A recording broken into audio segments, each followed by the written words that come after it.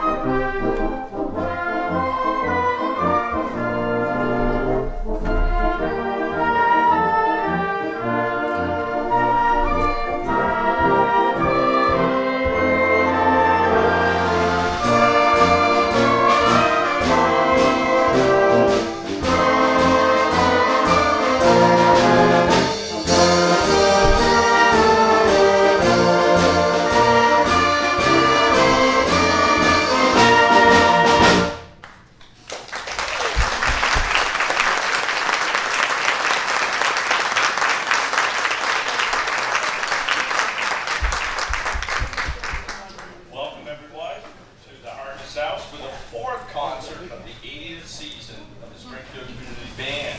Under the direction of Nick Pelton, Springfield High School alum and Riverside Middle School music director and teacher. And thank you again to the Harvest House here tonight for hosting this wonderful series of concerts and for their support. Since its founding in 1946, the Springfield Community Band has been a summertime tradition here in Springfield, bringing people together to enjoy each other's company and some fine music. Oh, and happy Allergy Day, in case you didn't know. Sponsored by Claritin. That opening number, Maestro Pelt led the band to open the concert with the Glenwood March by our friend, that March King of the Northeast, Robert Brown Hall, who we've been hearing several different times here in the past few concerts to make it now basically ubiquitous, just like John Philip Sousa. Remember that? Just the same. Just the same. Now please stand for our national anthem.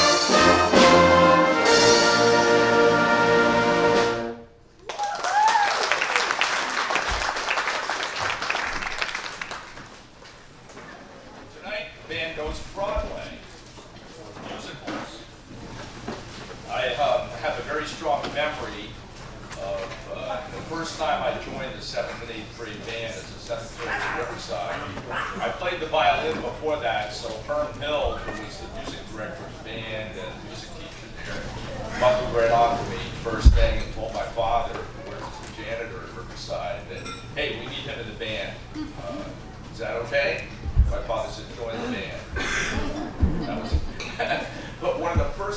dances I fell in love with was Fiddler on the Roof.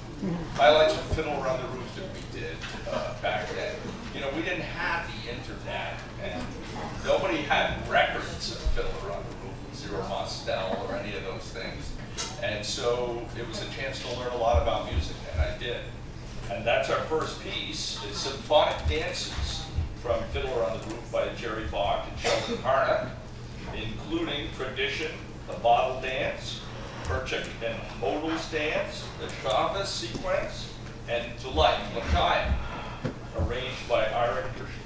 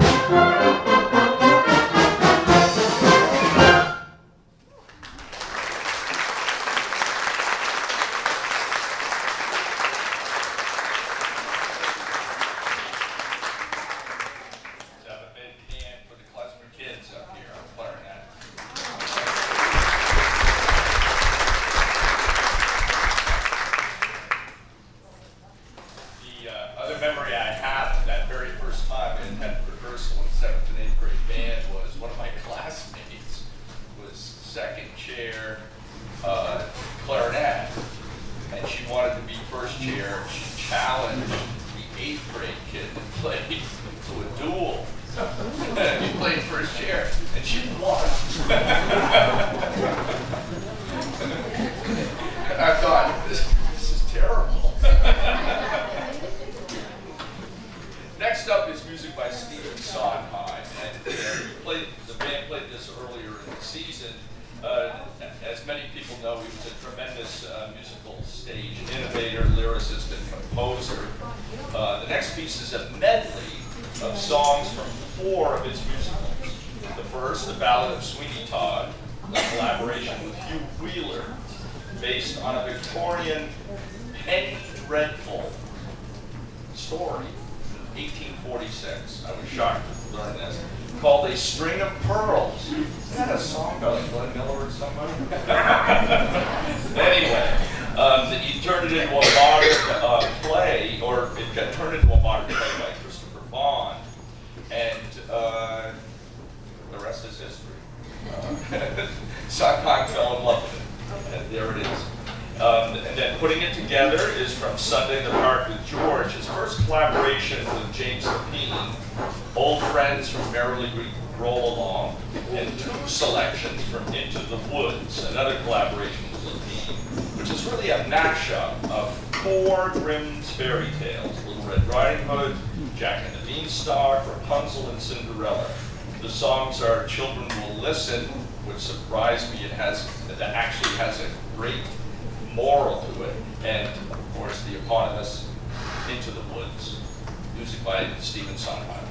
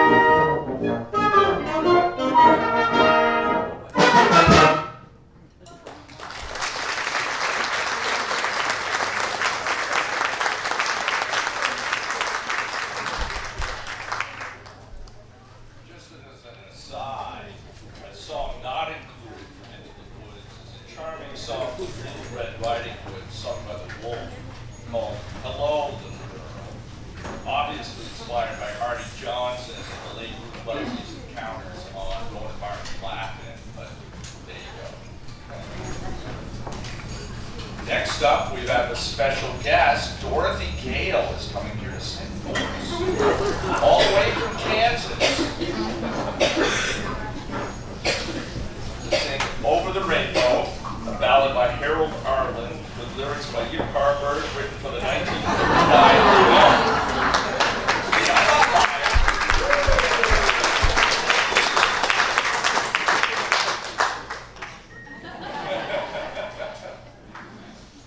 It won the Academy Award that year for the Best Original Song and became the famous Judy Garland's signature song. Sorry, Dorothy, I'm having trouble with the technology. Quite all right, Tin Man. No, I've always identified you as Tin Man.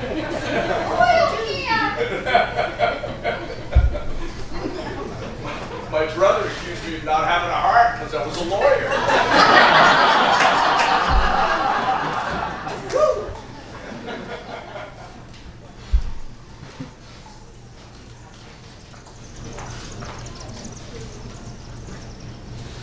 Somewhere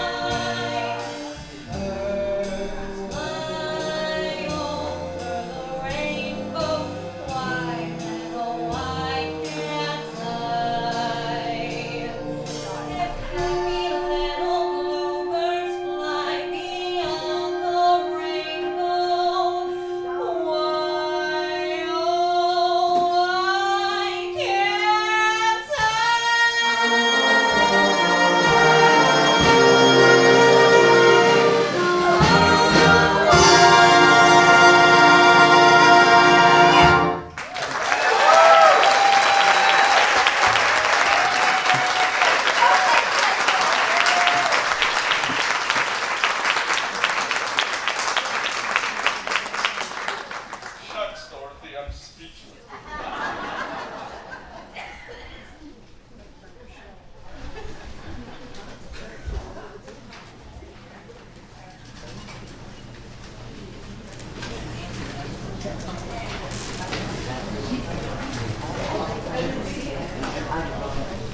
Next is selections from the musical Chicago, which is a 1975 musical with music by John Kander, lyrics by Fred Ebb, and a book by Fred Ebb and Bob Fosse, who also choreographed and directed the first performances of the first production of it. Set in Chicago in the Jazz Age. It's actually, the musical is based on a 1926 play of the same name by a reporter, Maureen Dallas Watkins, for the Chicago Tribune, and based upon the trials of two women tried and acquitted for murder that Watkins covered for the Tribune, which actually believed they were guilty. And therefore, the story is a satire on the corruption in the administration of criminal justice and the concept of the celebrity criminal. Well, be that as it may, it's a great show. And selections from Chicago in this medley include All That Jazz, Cell Block Tango, Roxy, They Both Reach for the Gun.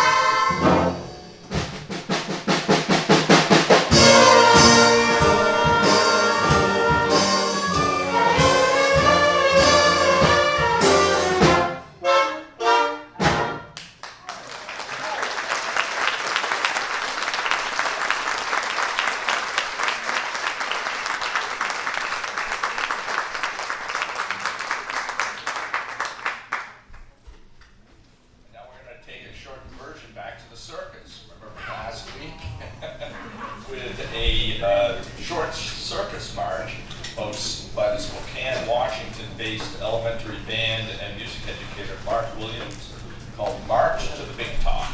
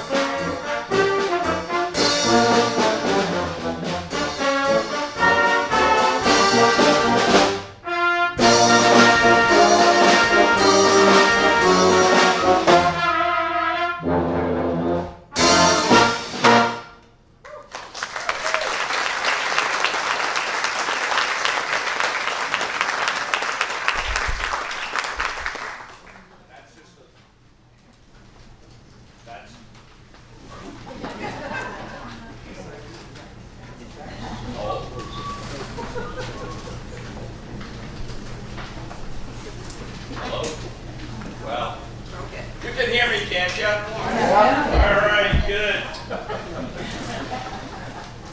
That's just a lead-in to The Greatest Showman. Music from the movie musical with songs and music by Dennis Pasek and Justin Paul based on the early career of P.T. Barnum. Technically, this is not from Broadway, but the good news is they're preparing a Broadway show to premiere next year based upon The Greatest Showman. And the songs from the medley are The Greatest Show, Never Enough, A Million Dreams, This Is Me, From Now On, and there's a sucker born at, oh no, that's all right.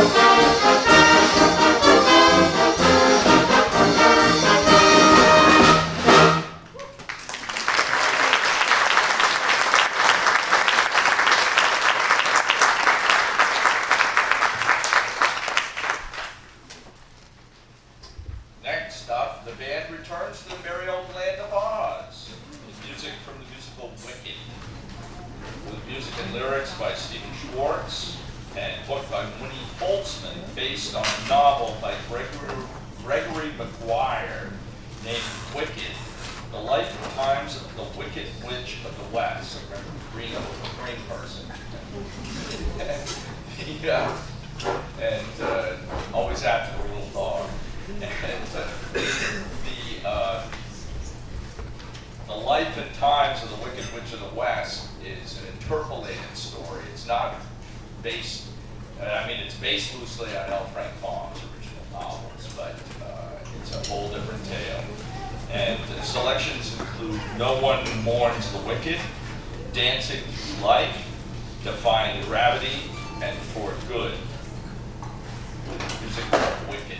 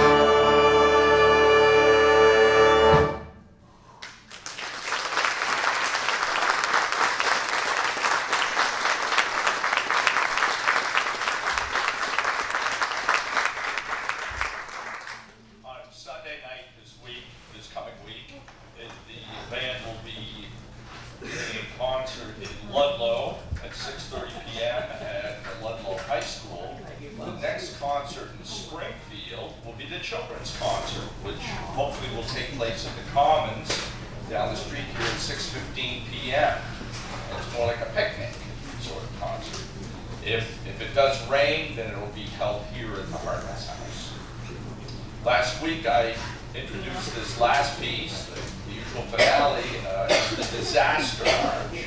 And shortly after the concert was over, I met the owner of the Harkness House, and a young lady with him said that she came from Hartford, Connecticut, and I mentioned the Hartford Circus Fire in 1944, a very famous Ringling Brothers Barnum and Bailey disaster in Hartford that resulted in at least 168 reported deaths. They're really not sure how many people actually died, but her great uncle had survived that fire as a kid. So that was really a surprise to me to actually meet someone whose family members were in the fire. So, and this, of course, we all know what the march is. It's the National March of the United States, as declared in 1987, written in 1896 by John Philip Sousa, the Stars and Stripes Forever. Join in when you feel like it.